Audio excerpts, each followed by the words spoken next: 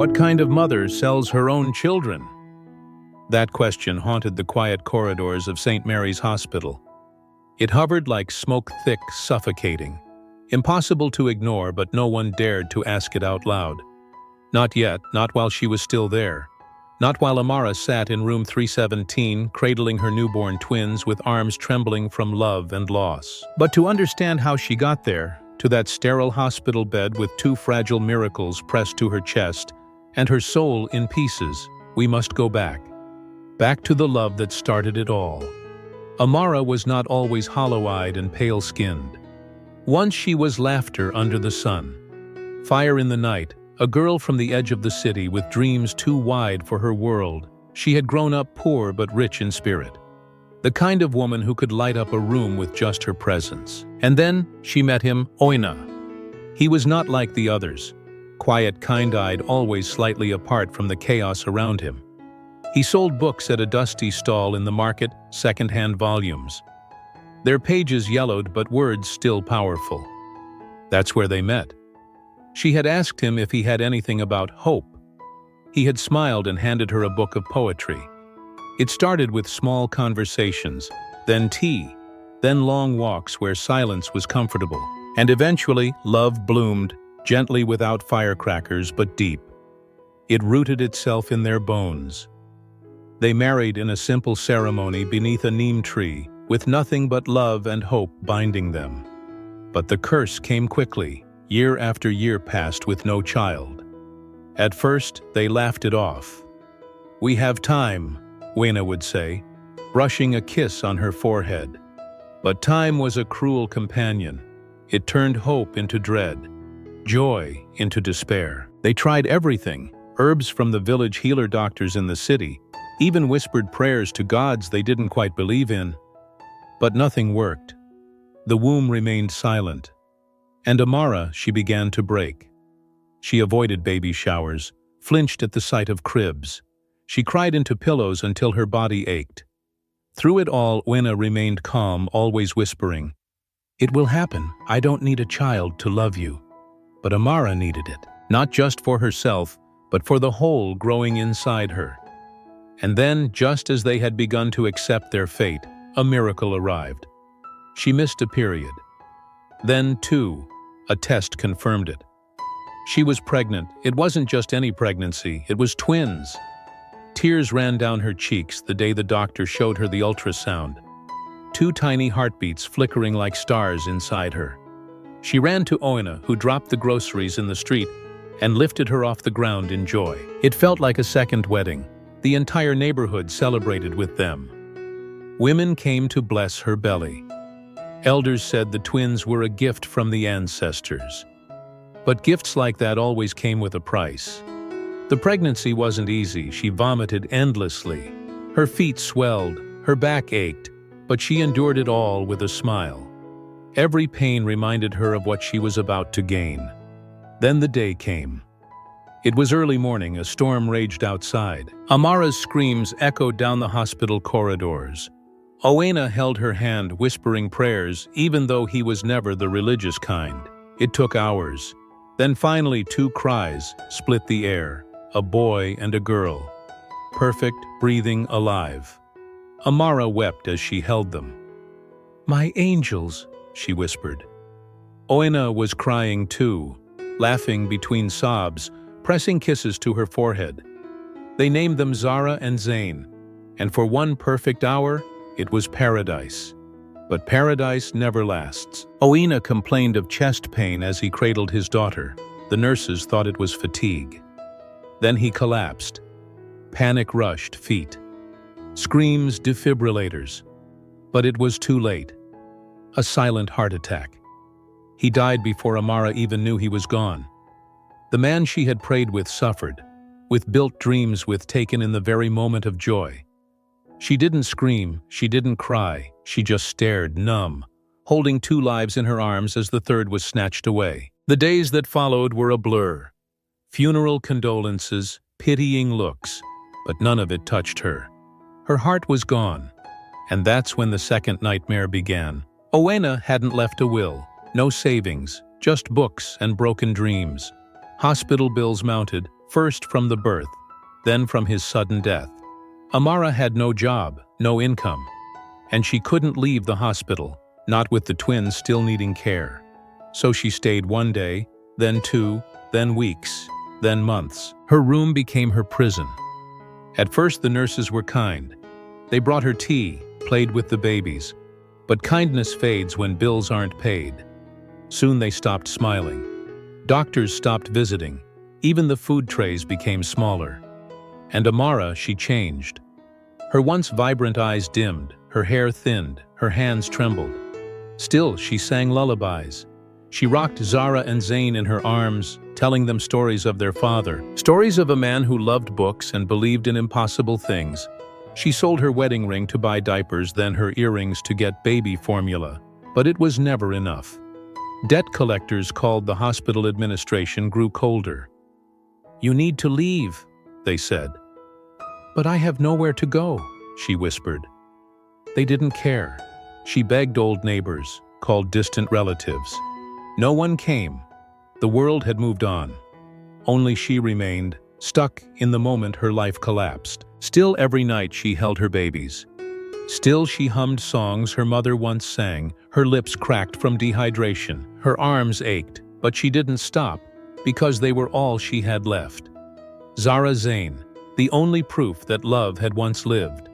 And now they were looking at her differently.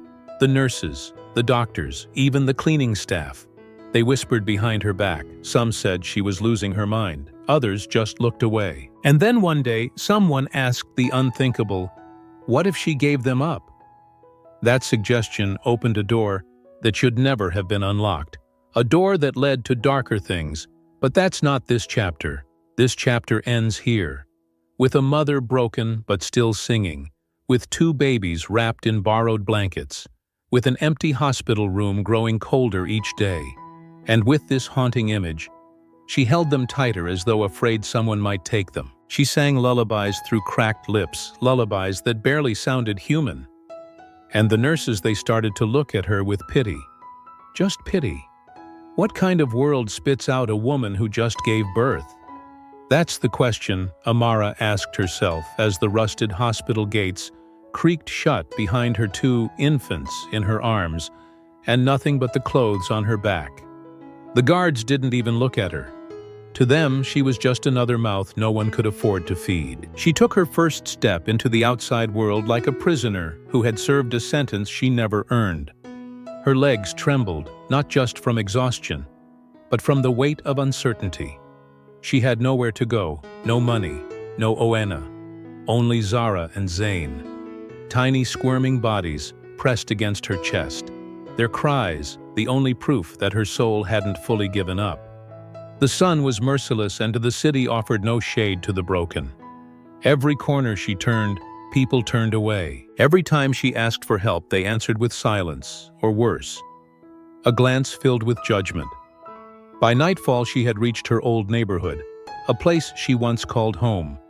She stood in front of her mother's compound, her heart banging in her chest. The door opened a crack. "Amara?"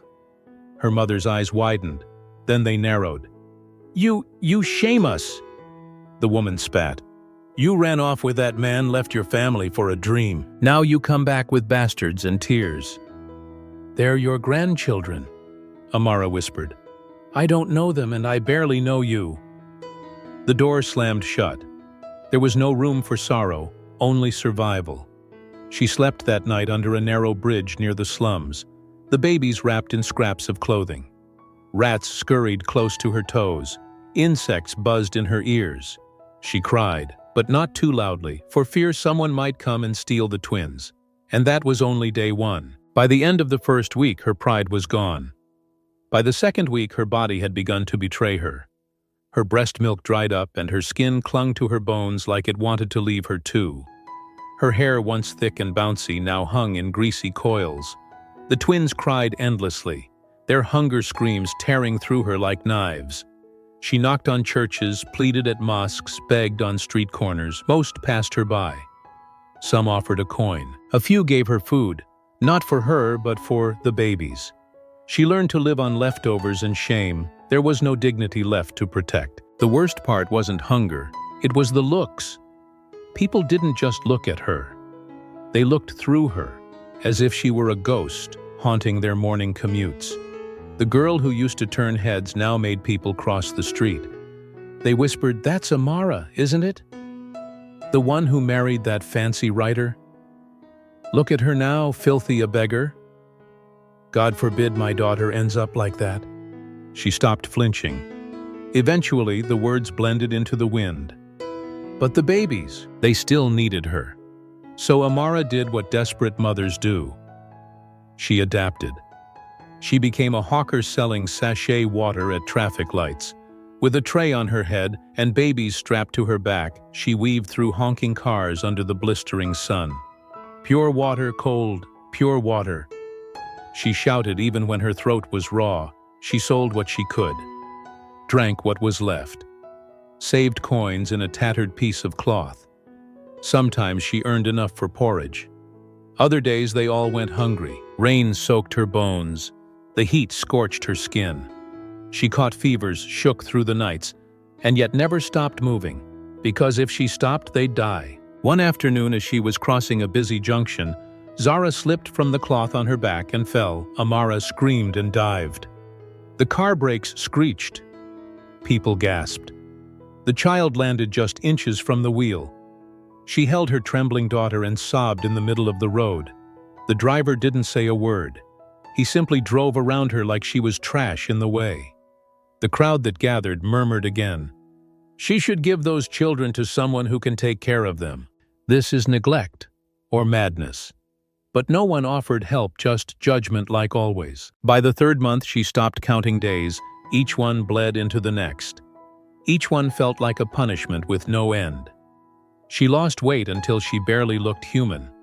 Her ribs jutted out like broken wings. Her hands were always shaking. Sometimes she hallucinated, Wena's voice in the wind. Other times she thought the babies were talking to her in dreams. And then came the day everything changed. It was a Wednesday, hot, noisy, and chaotic. The traffic was terrible. She was shouting her usual cry, "Pure water, cold water, only 50 naira," when a black SUV pulled up beside her. It wasn't just any car. It was opulence on wheels, the kind of vehicle that rolled through neighborhoods to remind people they didn't matter. Amara kept walking, but the back window rolled down, and a voice smooth like silk dipped in venom called out, "Water seller." She turned. What she saw made her heart stop. The woman in the back seat wore red, not just red, blood red. A flowing designer gown slit high, showing toned caramel legs crossed elegantly. Her face was flawless, too flawless. Lips like rubies, eyes sharp like razors, sunglasses that cost more than everything Amara had ever owned. And heels, red-pointed, cruel. The kind of heels that crush necks, not just dreams. The woman smiled. "You look tired," she said, tilting her head like a curious cat. "And those babies, they look hungry." Amara didn't answer. She couldn't. The woman leaned out of the car and extended a gloved hand holding a crisp bundle of cash. "What if I told you I could change your life right now?" People had stopped to stare. Amara blinked at the money, her lips trembling. Who are you?" she managed to whisper. The woman's smile deepened. "People call me the Sleigh Queen," she said, tossing her hair like a Hollywood villain. "But that's not important. What matters is, I help mothers like you. Lost mothers, desperate mothers." "What do you want?" The Sleigh Queen chuckled. "Nothing you're not already willing to give." The window began to rise again. "Think about it, Amara," the woman purred. "Next time we meet, you'll have to decide." And just like that, the SUV vanished into the traffic. Amara stood frozen, the cries of her babies ringing in her ears. People whispered again. "Who was that? She looked rich. Maybe it's a trap." But Amara said nothing, because she knew. Deep down, something inside her had already shifted. Something dark, something dangerous. The kind of shift you don't come back from. She sat that night in her usual corner, the babies asleep beside her. the money still untouched in her lap, and she cried. Not because of hunger, not because of shame, but because she had a feeling that her story had just taken a turn, not for better, not for worse, but for something else entirely. Because when the devil shows up in heels, she doesn't bring fire, she brings choices, and this one came with a price no mother should ever pay. What would you trade to give your children a future? That question echoed louder in Amara's mind than any church bell ever had. It rang with every step she took, every breath she struggled to draw, every time her babies whimpered in hunger. But nothing prepared her for the day the devil returned. 1 week after the encounter by the roadside, the black SUV came again. This time it didn't purr, it roared. It pulled up beside her makeshift corner. A tattered umbrella, 2 plastic stools, and a rusted basin of sachet water floating in lukewarm melt. She felt it before she saw it. The air shifted, the temperature dropped. Even the street boys, hardened by years of thuggery and chaos, went quiet as the tinted window rolled down. There she was again, the Sleigh Queen, lips lacquered in crimson, skin smoother than silk, her eyes hidden behind dark glasses, but Amara could feel them on her like lasers dissecting a soul. "Get in," the woman said. No greeting, no smile, just command. Amara hesitated. One twin was strapped to her chest. The other lay beside her in a rickety carton sleeping. I can't leave them," Amara murmured, voice dry and fragile. "I didn't say leave them," the woman said with a flick of her manicured hand. "Bring them." Amara scooped the babies up shaking and stepped into the vehicle that smelled like leather power and expensive danger. As the door shut, so did a chapter of her old life. They drove in silence. The city outside blurred past, but inside time stood still. The Sleigh Queen didn't speak for 20 minutes, just stared at Amara, as if trying to calculate her worth. Her eyes slid down the woman's cracked lips, sun-beaten skin and threadbare clothes, clinging to a body too thin to look human. "You were beautiful once," the Sleigh Queen finally said. "Now you're desperate." Amara said nothing. "You love your children," the woman continued, uncrossing her legs and leaning in. "But love is not enough. Not when they're hungry, not when they're dying slowly beside you." Amara flinched. "You need a way out," the Sleigh Queen purred, brushing invisible dust from her red dress. "And I'm here to give it to you." She snapped her fingers. A velvet box was placed between them. Amara stared. "Open it." Hands trembling, she obeyed. Inside was a gold pen. Real gold, heavy and cold. Beneath it, a thick envelope bursting with cash, neatly banded stacks of notes that could feed her children for years.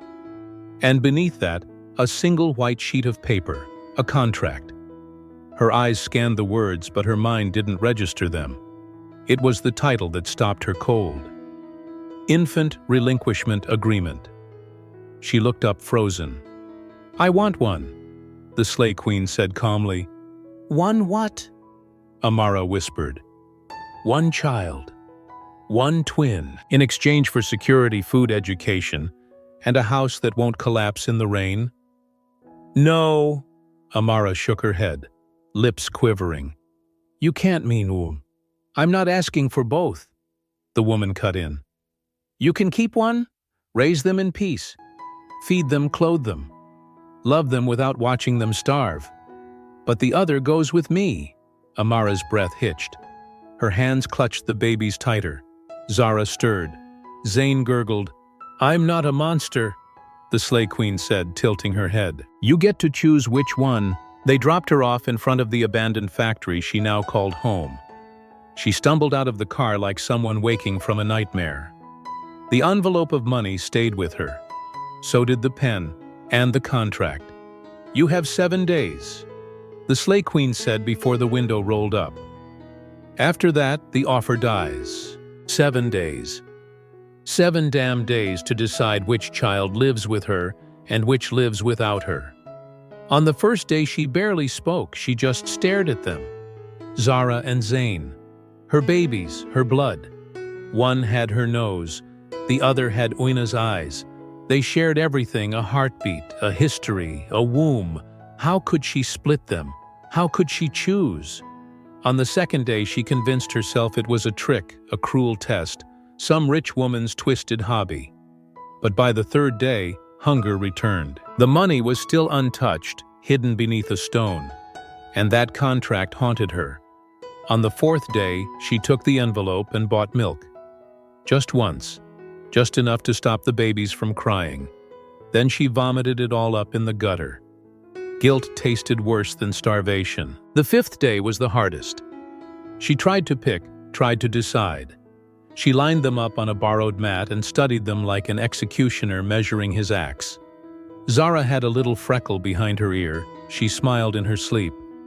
Zayn clenched his fists when hungry like a little fighter. They were both too precious, both too innocent. She screamed at the sky until her throat gave out. She begged the memory of Owena to return and save her from this madness. She even begged God, but the only answer was silence. By the sixth day, she started to hallucinate again. She saw the Sleigh Queen in her dreams, lounging on a throne made of gold teeth, laughing with flames in her palms. She saw Owena too, reaching for her with empty eyes, asking, "Is this what we died for?" She barely sold any water that day. Her hands shook too much. Her words slurred from lack of sleep. She hawked water with eyes hollowed by guilt. When people bought, she thanked them through clenched teeth. When they didn't, she didn't care. And then came the seventh day, the final hour. She sat in her corner, a bag of water beside her. The twins asleep in her lap. The SUV returned. The window rolled down, the pen gleamed in the sunlight. The Sleigh Queen's voice was softer this time, almost gentle. "Well," Amara said nothing, just held her babies tighter. "You can walk away from this life, but only with one child." The woman repeated, "The other comes with me. They will never suffer, never want. They'll have everything you never had, but you won't see them again." A long pause. Then the woman asked the question Amara had avoided for 7 long agonizing days. "Which one?" Amara's lips parted. Her heart broke. But no words came out, because she didn't know. She couldn't know. And in that silence, her soul split into two. Let me tell you something most people are too afraid to admit. Sometimes love doesn't save you. Sometimes love is the knife and motherhood. Motherhood is the wound that never closes. Amara didn't sleep the night after the offer. She curled her body around the twins on the tattered mattress under the bridge, whispering to their tiny heads, "I love you both. I'll find a way, I swear I will." But words don't fill stomachs, and promises don't pay debts. The Sleigh Queen had given her 1 week. 1 week to choose between her babies. 1 week to weigh their lives like fruits on a scale. One sold for salvation, the other kept for sanity. Each day that passed brought more torment. Day 1. She tried to ignore it, pretended the offer was never made. She kissed the twins and hawked sachet water with a forced smile. But the words, "Which one?" echoed in her mind like a chant from hell. Day 2. Hunger knocked harder. Her milk began to dry. She begged a roadside food vendor for scraps. The woman spat near her feet. "You have babies, and still beg like a dog." Disgusting sound. Day 3. She watched a boy about her twin's age get hit by a car while crossing the road. The mother screamed. Blood stained the concrete. Amara sat by the gutter all night crying, holding both her babies tighter than ever. Day 4. A pastor saw her outside a church and gave her a loaf of bread and 2 prayers. "God will make a way," he said. She wanted to believe him, but when the sun set and the cold crept in, so did despair. Day 5. She met the Sleigh Queen again. Same luxurious car, same red lipstick, same voice, smooth as poisoned honey. "Have you decided?" she asked, eyes like knives. Amara couldn't speak. The woman smirked. "You're running out of time, and so are they." She drove off, leaving the scent of expensive perfume and damnation behind. Day 6. Amara looked at her babies. One was sleeping, the other crying from hunger. She tried to breastfeed, but there was nothing. She whispered, "I'm sorry," over and over like a prayer to a god who had gone deaf. She walked to a small clinic and begged for formula. They refused. No ID, no money, no help. Outside, she collapsed. A stranger picked her up and gave her a bottle of water. "You should give them up. You can't care for them both." She wanted to scream, she wanted to run, but mostly she wanted to disappear. Day 7. The final day. She sat under the bridge all morning, not moving. The twins lay beside her, too weak to cry. Her bones ached. Her soul was fraying at the edges. By noon, the Sleigh Queen arrived again. This time she didn't ask questions. Instead, she opened the car door. "Pick one," she said coldly. Amara stood, her knees trembling like leaves in the wind. She looked down at her children. Both were asleep. Both had the same nose, the same tiny hands, the same future, if she chose. And then came the question that shattered her. Which one? Her heart screamed. Her mind exploded in 1,000 directions. She thought of flipping a coin, of running away, of screaming, "Take me instead!" But that wasn't the deal. Her fingers trembled as she reached down. She hovered over the girl, then the boy, then back to the girl. I can't." The Sleigh Queen sighed, annoyed. "Then they both die." That threat sliced through Amara's soul. No, they couldn't both die. Her hand moved again. Finally, with tears choking her throat, she picked up her daughter, the one who smiled in her sleep, the one who didn't cry much, the one who perhaps would suffer less if she stayed. The Sleigh Queen reached out with gloved hands and took the child. "She will be cared for," she said, stepping back into her car. "And the other," Amara whispered, unable to look at the boy in her arms. The Sleigh Queen didn't answer. She shut the door, rolled down the window, and handed Amara a thick envelope. "Money enough to feed the one you kept. Enough to disappear. If you're smart." Then she drove off. Amara stood there frozen. One baby gone. One left her body hollow. Her soul shattered. She clutched the money like a lifeline. Looked down at the baby boy who stared back at her with eyes too wise for his age, and she cried. She wailed like a mother burying her child. Because in a way she had. For days after, people said they saw her walking the streets barefoot, speaking to no one. She found a tiny room to rent and bought formula. She bathed her boy and sang lullabies through lips that no longer smiled. She became invisible. No one asked where the second child was. No one knew the deal she had made. No one but her. And every night when the baby boy slept, she held him to her chest and whispered, "I'm sorry, I'm sorry, I'm sorry." Time passed. Her body healed. Her pain didn't. She sometimes saw fancy cars and flinched.